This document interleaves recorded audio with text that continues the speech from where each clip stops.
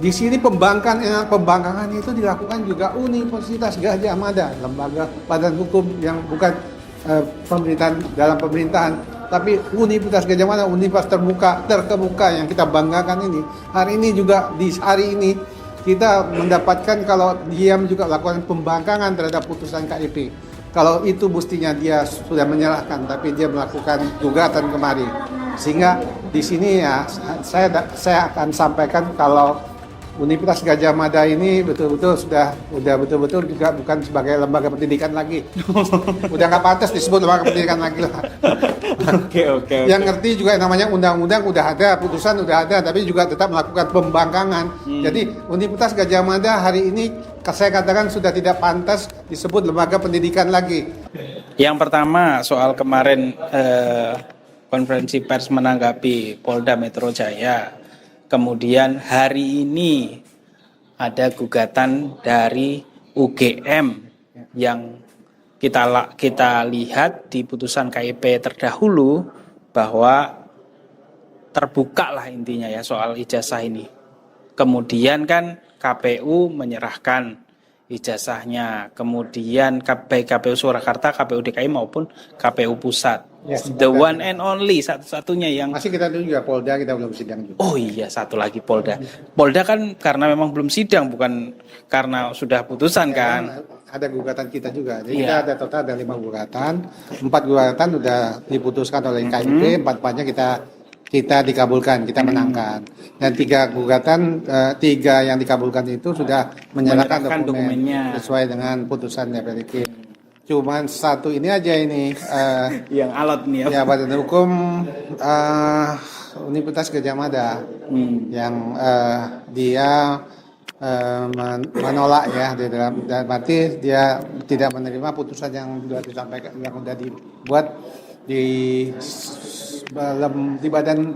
lembaga negara yang namanya juga KIP itu adalah lembaga negara juga yang fungsinya sama seperti yang bagian dari lembaga pemerintah lembaga juga. Hukum juga.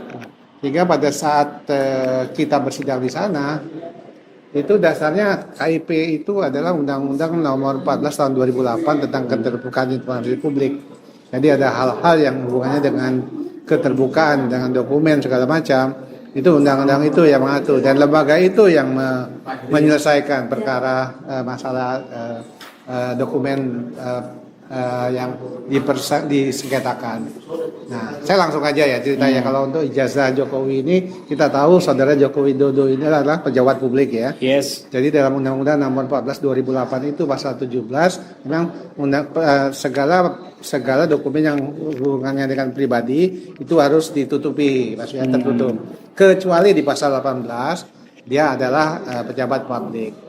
Jadi sebenarnya dari undang-undang itu pun sebenarnya saudara Joko Widodo itu sudah harus menunjukkan ijazahnya. Semestinya juga itu udah bukan rahasia lagi karena begitu dia mendaftarkan, dia bersedia dokumen pribadinya itu untuk dibuka. Dicek seluruh rakyat Indonesia harusnya. Nah, kemudian kan prosesnya dia sampai mulai dari dia sebagai pejabat di Wali Kota Surakarta, di Gubernur DKI Jaya, sampai ke Presiden 2 periode 2014-2019 itu kan sebenarnya ada proses yang mengikuti ijazahnya dia sendiri.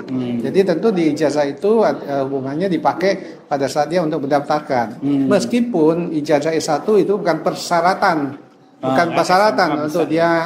untuk dia mendaftarkan diri sebagai presiden karena dalam undang-undang diatur minimal calon presiden itu ijazahnya adalah S1.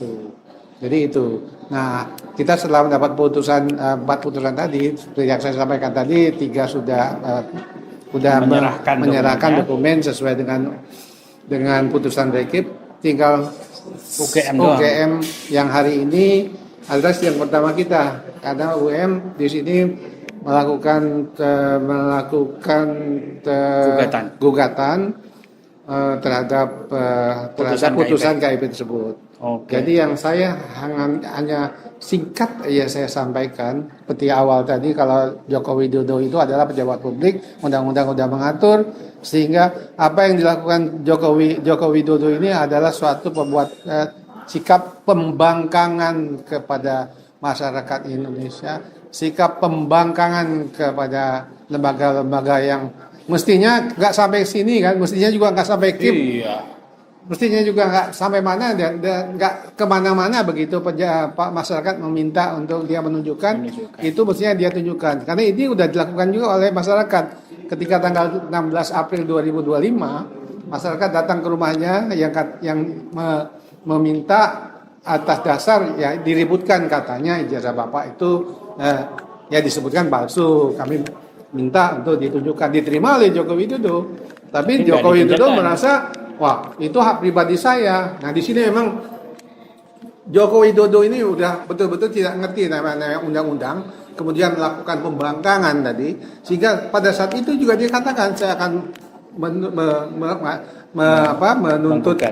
menuntutlah melakukan proses hukum terhadap apa yang dimintakan pada saat oleh beberapa orang waktu itu dari TPUA pada tanggal 16 April 2025. Kemudian pada tanggal 30 April 2025 dia buat laporan polisi ya, kepada 12 orang yang dia anggap telah mencemarkan nama baiknya dan juga dan telah memfitnah diri dia yang menyebutkan ijazahnya palsu. Dia merasa serendah-rendahnya, dihina sehina-hinanya. Nah hari ini baik, azan juga kita agak percepat sedikit.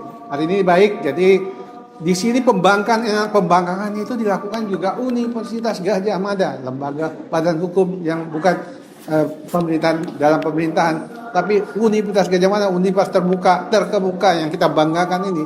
Hari ini juga di hari ini kita mendapatkan kalau dia juga melakukan pembangkangan terhadap putusan KIP. Kalau itu mestinya dia sudah menyerahkan, tapi dia melakukan gugatan kemari. Sehingga di sini ya saya akan sampaikan kalau Universitas Gadjah Mada ini betul-betul sudah betul-betul juga bukan sebagai lembaga pendidikan lagi. Udah nggak pantas disebut lembaga pendidikan lagi lah. Oke. Yang ngerti juga namanya undang-undang udah ada, putusan udah ada, tapi juga tetap melakukan pembangkangan. Jadi Universitas Gadjah Mada hari ini saya katakan sudah tidak pantas disebut lembaga pendidikan lagi.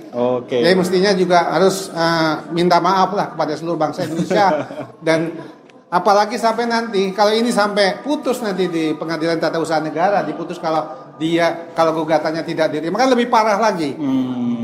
Nah mungkin sebelum dimulai ini baiknya cabut aja lah gugatannya di sini membukakan karena memang ya yang saya dapat informasi banyak pada saat sidang di KIP itu 6 bulan sidang itu memang Universitas Gadjah Mada ini sepertinya yang namanya ijazah Jokowi ini berdasarkan legalisir yang kita dapat itu ijazah yang dilegalisir itu saya meyakini ya dalam keyakinan saya adalah ijazah yang bukan produk dari Universitas Gadjah Mada.